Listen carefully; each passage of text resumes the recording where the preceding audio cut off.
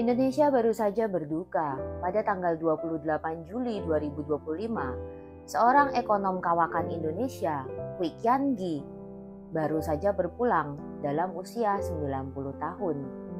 Bagi banyak generasi muda, mungkin nama ini bisa terdengar asing. Tidak ada embel-embel Kusuma, Salim, Winata, atau nama-nama lain yang umum digunakan para kaum Tionghoa Indonesia demi bertahan hidup di era Orde Baru. Nama beliau tetap Kwik Kian Gi, tidak pernah berganti sampai akhir hayatnya. Kwik Kian Gi sendiri lahir di Solo di tahun 1935 dari sebuah keluarga Tionghoa kelas menengah biasa. Bukan dari cabang atas, bukan keturunan kapitan Cina, bukan juga keturunan konglomerat semacam Oei Tiong Ham. Tetapi dari kesederhanaan inilah terbentuk seorang Kwik Kian Gi dengan kecintaan yang luar biasa kepada ilmu pengetahuan, dengan integritas yang tinggi, serta kesetiaan terhadap negeri ini. Menamatkan bangku sekolah di Semarang, melanjutkan menempuh bangku pendidikan di Belanda, menikah dengan seorang wanita asli Rotterdam. Beliau sebenarnya sangat bisa untuk menolak pulang, tetap tinggal menetap di Belanda, jauh dari diskriminasi serta konflik yang seringkali mewarnai kehidupan para etnis Tionghoa di Indonesia. Tetapi atas dasar kecintaan terhadap tanah air, beliau memilih pulang ke sebuah negara yang belum tentu siap menerima dirinya. Kembali ke tanah air bukan untuk membangun kerajaan bisnis atau dinasti politik, tetapi untuk mengabdi sebagai seorang intelektual, menjadi dosen, menjadi penulis, memberikan ceramah, serta seminar. Beliau menolak bergabung dengan partai besar, menolak menjilat kekuasaan. Jalan yang Kwik Kian Gi pilih adalah sebuah jalan yang sunyi. Jalan yang hanya bisa ditempuh oleh seseorang yang berpikir bahwa integritas serta harga diri jauh lebih berharga dibandingkan kekuasaan belaka. Di era Orde Baru, menjadi seorang Tionghoa berarti harus memilih, menyesuaikan diri atau tersingkir. Nama Tionghoa harus diganti dengan nama yang berbau Indonesia. Bahkan perayaan tradisional semacam Imlek serta Barongsai dilarang keras. Seakan-akan identitas sebagai orang Tionghoa adalah sesuatu yang sangat berbahaya, sesuatu yang tabu, yang harus dipendam sedalam mungkin.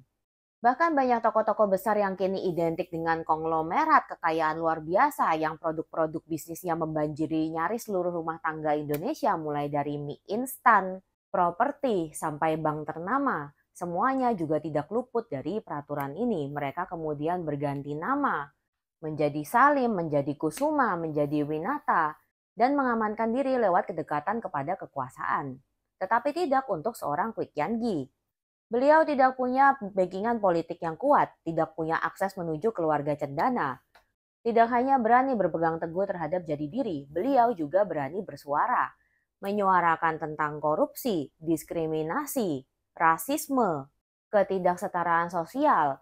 Beliau menulis berbagai kolom di Surat Kabar Indonesia, salah satunya yang paling rutin adalah Kompas Media, serta rajin menyuarakan kritik terhadap sosok yang bahkan banyak orang tidak berani memikirkannya. Berapa banyak orang di era Orde Baru, apalagi minoritas, yang berani mengkritik langsung tentang kebijakan Orde Baru di saat Presiden Soeharto masih berkuasa. Tetapi justru inilah yang membuat Kwik Kian Gi sangat amat dihormati, bukan karena koneksi politik maupun kekayaan luar biasa, tetapi berkat pemikiran beliau yang tajam serta independen. Beruntungnya setelah puluhan tahun berjalan sendirian, akhirnya datang seseorang yang bisa mengapresiasi kemampuan Kwik Kian Gi sebagaimana mestinya. Beliau adalah Gus Dur, Presiden Abdurrahman Wahid, Presiden keempat Republik Indonesia. Dikenal dengan sifat toleransinya yang luar biasa, beliau tidak hanya mengangkat represi terhadap etnis Tionghoa, membebaskan kami untuk menjalani tradisi leluhur, menjadikan Hari Raya Imlek sebagai Hari Raya Nasional, tetapi beliau juga memberikan panggung, mengangkat Kwik Kian Gi sebagai Menteri Koordinasi Ekonomi, Industri, serta Keuangan. Jabatan yang akan beliau pegang dari tahun 1999 sampai tahun 2001. Yang kemudian dilanjutkan menjadi Kepala Bappenas Badan Perencanaan Nasional di bawah Presiden Megawati Soekarno Putri. Untuk pertama kalinya dalam sejarah Indonesia modern, seorang Tionghoa, seorang minoritas, dengan nama yang masih sangat khas leluhurnya, duduk di posisi paling strategis dalam menyusun arah ekonomi bangsa. Tetapi jabatan tidak mengubah seorang Kwik Kian Gi. Beliau tetap hidup sederhana, lebih suka berjalan kaki ke kantor, menolak kemewahan, gak ikut-ikutan korupsi, dan masih juga menyuarakan kritik terhadap pemerintah walaupun beliau sudah menjadi bagian dari pemerintah di kala itu. Bahkan ketika menjabat sebagai kepala Bappenas, Kwi Kian Gi sempat mengancam untuk mengundurkan diri demi memprotes perpanjangan PKPS, alias penyelesaian kewajiban pemegang saham. Atau gampangnya perpanjangan waktu pembayaran utang konglomerat yang bermasalah, yang dinilai oleh Kwi Kian Gi sebagai sebuah kebijakan yang tidak adil serta mengorbankan rakyat, demi keuntungan segelintir orang saja.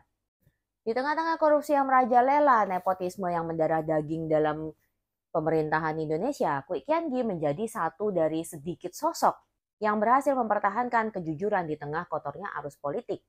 Bahkan julukan Bapak Ekonomi Kerakyatan Indonesia melekat pada diri beliau. Sosok yang selalu konsisten memperjuangkan keadilan ekonomi bagi rakyat kecil yang selalu tegas membela kepentingan publik. Setelah masa jabatan berakhir, Kwi Kian Gi juga tidak pernah mencoba untuk kembali ke panggung kekuasaan. Beliau tidak membuat partai, tidak mendirikan dinasti politik, tidak juga berbagi kursi komisaris di BUMN. Ketika banyak tokoh pensiunan lain masih berusaha ikut cawe-cawe dalam jalannya pemerintahan, masih sibuk menanam pengaruh lewat kerabat keluarga, atau menjadi penasehat bagi para penguasa, Kwi Kian Gi memilih untuk mengajar, menulis, dan bersuara ketika hati nurani terusik. Tetapi inilah ironisnya hidup manusia. Orang-orang seperti Kwi Kian Gi seringkali dirindukan hanya ketika beliau telah tiada. Pemakaman beliau tidak diadakan dengan skala negara, tidak ada iring-iringan mobil dinas, tidak ada penghargaan besar-besaran, tidak ada pula jabatan kehormatan. Padahal bangsa ini tidak segan memberikan semua itu, termasuk keluarnya wacana pemberian gelar pahlawan nasional kepada mereka, para mantan penguasa yang rekam jejaknya dipenuhi konflik kepentingan, korupsi besar-besaran, serta pembungkaman suara. Kwi Kian Gi meninggalkan dunia ini dengan integritas yang utuh, tanpa embel-embel kemewahan negara. Ada satu perkataan beliau yang selalu terngiang-ngiang di telinga. Saya merasa sebagai warga negara Indonesia yang kebetulan juga keturunan Tionghoa. Titik. Kalimat yang bukan basa-basi, yang mungkin bisa menggambarkan seluruh kehidupan seorang Kwi Kian Gi dalam satu baris saja. Kini Pak Kwi Kian Gi telah pergi. Tidak ada pemakaman kenegaraan, tidak ada iring-iringan pejabat. Hanya ucapan duka cita yang lalu lalang berseliweran, yang meratapi kepergian beliau, yang menyayangkan mengapa dulu tidak mendengar kritikan serta suara beliau. Hari ini di sini saya dari The Shio Village ingin juga mengucapkan selamat jalan Pak Kwi. Terima kasih telah menjadi teladan di saat bangsa ini kehausan akan kejujuran.